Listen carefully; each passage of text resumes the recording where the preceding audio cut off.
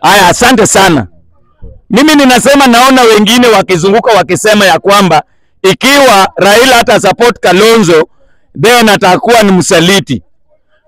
Hakuna usaliti kubwa enye ilifanyika kama 2007 ambapo Kalonzo alisaliti Raila. Kwanza alikuwa anatoroka na chama ya ODM. Paka Raila ikabidi atafute Manyara. Ndiye alichukua hii chungwa moja. Wakati ameenda na chungwa yetu na nusu. Bado election kure meibwa. Yeye alifurahia wakaenda wakaunda serikali ndio yeye akuwe ndani at the end vice president.